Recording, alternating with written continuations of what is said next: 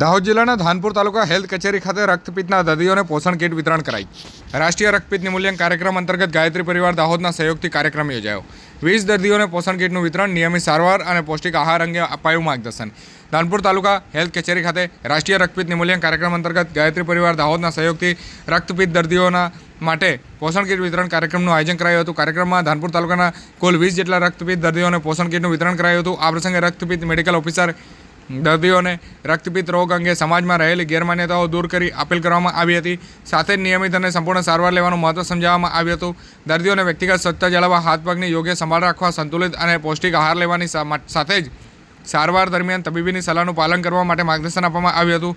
કાર્યક્રમમાં taluka health officer doctor B P Raman, medical officer Alpanaben Jain, doctor Shobhana Muniya, Gayatri Parivar દાહોદના પ્રતિનિધિત્વ, આરોગ્ય વિભાગના કર્મચારીઓ, અધિકારીઓ તેમજ રક્તપિત્તના દર્દીઓ ઉપસ્થિત રહ્યા હતા। કાર્યક્રમના અંતે ગાયત્રી પરિવાર દાહોદ દ્વારા આપવામાં આવેલા સહયોગ બદલ આભાર વિધિવત કરવામાં આવી હતી। સાથે જ દર્દીઓને નિયમિત સારવાર ચાલુ રાખવા, પૌષ્ટિક આહાર અપનાવવા અને રક્તપિત્ત અંગે ગેરસમજો દૂર કરી ભેદભાવ મુક્ત સમાજના નિર્માણનું સહભાગી બનવા માટેની અપીલ પણ કરવામાં આવી છે।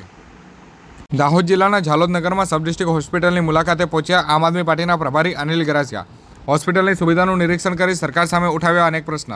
નવી બેડ 125 બેડની હોસ્પિટલની મંજૂરી છતાં જમીન ફાળવણી ન હોવાથી દર્દીઓને હાલાકીનો આક્ષેપ કરાયો। ઝાલોદ ખાતે આમ આદમી પાર્ટીના પ્રભારી અને વિરોધ પક્ષના નેતા અનિલ ગરાસિયા દ્વારા ઝાલોદ સબ ડિસ્ટ્રિક્ટ હોસ્પિટલની ઓચિંતી મુલાકાત લેવામાં આવી હતી। મુલાકાત દરમિયાન હોસ્પિટલની વિવિધ સુવિધાનું નિરીક્ષણ કરી તેમણે આરોગ્ય સેવાઓને લઈને સરકાર સામે અનેક પ્રશ્નો ઉઠાવ્યા છે। અનિલભાઈ ગરાસિયાએ જણાવ્યું હતું કે તેઓ સતત લોકોના પ્રશ્નો સાંભળીને તેના નિરાકરણ માટે લોકો વચ્ચે કાર્ય કરી રહ્યા છે। હોસ્પિટલની મુલાકાત દરમિયાન દર્દીઓને મળતી વખતે સુવિધા અને હોસ્પિટલની વ્યવસ્થાનો અભ્યાસ કરતા અનેક ખામીઓ સામે આવી હોવાનું તેઓએ જણાવ્યું હતું। તેમણે આક્ષેપ કર્યો છે કે સરકાર દ્વારા આશરે 3 વર્ષ પહેલાં ઝાલોદમાં 125 બેડની નવી હોસ્પિટલની બિલ્ડિંગ માટેની મંજૂરી આપવામાં આવી, પરંતુ આજ દિન સુધી તેના માટે જમીન ફાળવણી ન કરવામાં આવતા હોવાના કારણે એક જ બિલ્ડિંગમાં તમામ આરોગ્ય સેવાઓ ચાલી રહી હોવાની દર્દીઓને ભારે મુશ્કેલીનો સામનો કરવો પડી રહ્યો છે। તેમણે વધુમાં જણાવ્યું છે કે હોસ્પિટલમાં જગ્યા સાંકડી હોવાથી દર્દીઓ અને તેમના સગાઓને અગવડતા પડી રહી છે। જૂનું બિલ્ડિંગ યથાવત હોવા છતાં પણ તેમાં યોગ્ય ઉપયોગ થતો નથી। હોસ્પિટલમાં પાર્કિંગની પૂરતી સુવિધા નથી। સમગ્ર હોસ્પિટલમાં માત્ર એક જ પ્રવેશદ્વાર હોવાથી ઇમરજન્સી સમયે ગંભીર પરિસ્થિતિઓ સર્જાઈ શકે તેવી પણ તેઓએ આશંકા વ્યક્ત કરી હતી। અનિલભાઈ ગરાસિયાએ જણાવ્યું હતું કે આદિવાસી વિસ્તારમાં આરોગ્યની પાયાની સુવિધા ઉપલબ્ધ કરાવવાના બદલે સરકાર માત્ર જાહેરાતો કરી રહી છે। હોસ્પિટલમાં તબીબી સ્ટાફ પૂરતો નથી અને રહેણાંક ક્વાર્ટર પણ ઉપલબ્ધ નથી, જેના કારણે ડૉક્ટર અને સ્ટાફ 24 કલાક અસરકારક સેવાઓ આપી શકતા નથી। મુલાકાત દરમિયાન સોનોગ્રાફી સેવા માટે જરૂરી સ્ટાફની અછત હોવા માટે પણ તેઓ ગંભીર સવાલ ઉઠાવ્યો હતો। સ્ટાફને અભાવે દર્દીઓને ખાનગી કેન્દ્રોમાં જઈ પોતાના ખર્ચે તપાસ કરવાની ફરજ પડી હોવાનો તેમણે આક્ષેપ કર્યો છે।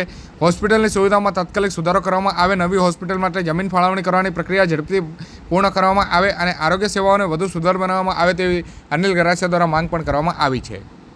દાહોદ જિલ્લાના લીમખેડામાં જાહેર રસ્તો ગેરકાયદેસર રીતે બંધ, 80 થી 90 પરિવારો મુશ્કેલીમાં મુકાયા। ચિત્રકૂટ વિલા અને ચિત્રકૂટ સોસાયટી વચ્ચેના જાહેર માર્ગ પર પથ્થર મૂકી અવરોધ ઊભો કરાયો। રસ્તો બંધ થતાં વિદ્યાર્થીઓ, નોકરિયાતો અને વૃદ્ધોને લાંબો રસ્તો ફરીને જવાની ફરજ પડી। સ્થાનિકોએ ગેરકાયદેસર કબજો દૂર કરવા જવાબદાર સામે કાર્યવાહીની માંગ ઉઠાવી। દાહોદ જિલ્લાના લીમખેડા તાલુકામાં જાહેર રસ્તો ગેરકાયદેસર રીતે બંધ કરી અને દેવામાં આવતા આશરે 80 થી 90 જેટલા પરિવારો મુશ્કેલીમાં મુકાયા હતા। પ્રાપ્ત માહિતી મુજબ ચિત્રકૂટ વિલા અને ચિત્રકૂટ સોસાયટી વચ્ચેના આવેલા સરકારી ગ્રાન્ટમાંથી બનાવેલા જાહેર માર્ગ પર કેટલાક અસામાજિક તત્વો દ્વારા પથ્થર મૂકી અને રસ્તો બંધ કરી દેવામાં આવ્યો છે। આ માર્ગ સ્થાનિક લોકો માટે મુખ્ય અવરજવરનો રસ્તો હોવાનું જણાઈ રહ્યું છે। સ્થાનિકોના જણાવ્યા અનુસાર જે એક વ્યક્તિ દ્વારા ઘરના નજીક આ અવરોધ ઊભો કરવામાં આવ્યો છે। રસ્તો બંધ થતાં શાળાએ જતા વિદ્યાર્થીઓ, નોકરી પર જતા લોકો અને મહિલાઓ અને વૃદ્ધોમાં લાંબો રસ્તો ફરીને જવાનો ફરજ પડી રહી છે। રહીશોનું કહેવું છે કે આ રસ્તાનું નિર્માણ સરકારી ગ્રાન્ટ હેઠળ જાહેર ઉપયોગ માટે કરવામાં આવ્યું હતું, તેમ છતાં કેટલાક લોકો દ્વારા વ્યક્તિગત સ્વાર્થ માટે આ રસ્તો બંધ કરી દેવામાં આવતા લોકોમાં રોષ જોવા મળી રહ્યો છે। સ્થાનિક લોકોએ આક્ષેપ કર્યો છે કે અગાઉ પણ આ મુદ્દે રજૂઆતો કરવામાં આવી હતી, પરંતુ અત્યાર સુધી કોઈપણ અસરકારક કાર્યવાહી કરવામાં નથી આવી, જેના કારણે અસામાજિક તત્વોનું મનોબળ વધુ મજબૂત બની રહ્યું છે। હાલ સ્થાનિક રહેવાસીઓ દ્વારા વહીવટીતંત્ર અને ગ્રામ પંચાયત સમક્ષ ગેરકાયદેસર રીતે મૂકવામાં આવેલા પથ્થરો તાત્કાલિક દૂર કરી અને જાહેર માર્ગ પુનઃ શરૂ કરવા માટે તેમજ જવાબદાર સામે કાર્યવાહી માટેની માંગ કરી છે। SBMG હેઠળ મોટી કરજ ગામમાં સ્વચ્છતા જાગૃતિ રેલી યોજાઈ। સ્વચ્છ ગામ સ્વચ્છ જિલ્લાનો સંકલ્પ સાકાર કરવા ગ્રામજનોને અપાયો સ્વચ્છતાનો સંદેશ। સરપંચની ઉપસ્થિતિમાં રેલી યોજાઈ। ગામ સ્વચ્છતા જાળવવા અને કચરાનો યોગ્ય નિકાલ કરવા અપીલ કરાઈ। દાહોદ જિલ્લાના મોટી કરજ ગ્રામ પંચાયત વિસ્તારમાં સ્વચ્છ ભારત મિશન ગ્રામીણ અંતર્ગત સ્વચ્છ ગામ સ્વચ્છ જિલ્લાનો સંકલ્પ સાકાર કરવા માટે સ્વચ્છતા જાગૃતિ રેલીનું આયોજન કરાયું હતું।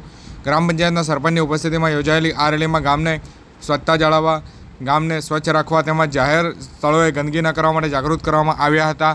રેલી દરમિયાન ગામજનોને ઘરે અને આસપાસના વિસ્તારોમાં નિયમિત સફાઈ રાખવા, કચરાનો યોગ્ય નિકાલ કરવા, પ્લાસ્ટિકનો ઓછામાં ઓછો ઉપયોગ કરવા તેમજ સ્વચ્છતા પ્રત્યે જવાબદારી નિભાવવા માટે અપીલ કરવામાં આવી હતી. આ કાર્યક્રમનો મુખ્ય હેતુ ગામજનોમાં સ્વચ્છતા અંગે જાગૃતિ લાવી સ્વચ્છ અને સ્વસ્થ ગામના નિર્માણમાં સૌની સહભાગિતા સુનિશ્ચિત કરવાનો રહ્યો હતો. ગ્રામ પંચાયત દ્વારા ગામજનોને સ્વચ્છતાને રોજિંદા જીવનનો ભાગ બનાવી સ્વચ્છ ગામ સ્વચ્છ જિલ્લાના સંકલ્પને સાકાર અને સફળ બનાવવા માટે અપીલ કરવામાં આવી હતી. દાહોદ જિલ્લાના ગરબાડા તાલુકાના RSET મારફતે ફાસ્ટ ફૂડ તાલીમ કાર્યક્રમ યોજાયો. રાષ્ટ્રીય ગ્રામીણ આજીવિકા મિશન અંતર્ગત સ્વરોજગારને પ્રોત્સાહન આપવા તાલીમનું આયોજન કરાયું. તાલીમાર્થીઓને ફાસ્ટ ફૂડ વ્યવસાયની વિવિધ પદ્ધતિઓ અને રોજગાર અંગે તકો અપાઈ હતી. રાષ્ટ્રીય ગ્રામીણ આજીવિકા મિશન NRLM અંતર્ગત RSETI rural self employment training institute દ્વારા ગરબાડા તાલુકા પંચાયત કચેરી ખાતે ફાસ્ટ ફૂડ તાલીમ કાર્યક્રમનું આયોજન કરાયું હતું. આ તાલીમનો મુખ્ય હેતુ ગ્રામ્ય વિસ્તારોમાં યુવક યુવતીઓ તેમજ મહિલાઓને સ્વરોજગાર માટે પ્રોત્સાહિત કરવાનો હતો અને ફાસ્ટ ફૂડ વ્યવસાય અંગે વ્યવહારુ માર્ગદર્શન પૂરું પાડવાનો હતો. તાલીમ દરમિયાન વિવિધ પ્રકારના ફાસ્ટ ફૂડ વાનગીઓની બનાવવાની પદ્ધતિ, ગુણવત્તા જાળવવાની રીતિ, સ્વચ્છતા, ફૂડ સેફ્ટી, ગ્રાહક સેવા તેમજ નાના વ્યવસાયનું સંપૂર્ણ સંચાલન કેવી રીતે કરવું તે અંગે વિસ્તૃત માહિતી આપવામાં આવી હતી. આમાં કાર્યક્રમમાં ઉપસ્થિત તાલીમાર્થીઓને સ્વરોજગારની નવી તકો અંગે માહિતગાર કરવામાં આવ્યા હતા. તેમજ સરકારની વિવિધ સહાય અને રોજગારલક્ષી યોજનાઓ વિશે પણ માહિતી આપવામાં આવી હતી. આ પ્રકારની તાલીમ દ્વારા ગ્રામ્ય વિસ્તારોના યુવાનો અને મહિલાઓ આત્મનિર્ભર બની પોતે વ્યવસાયની શરૂઆત કરી આર્થિક રીતે સશક્ત બને તેવો મુખ્ય ઉદ્દેશ વ્યક્ત કરવામાં આવ્યો હતો.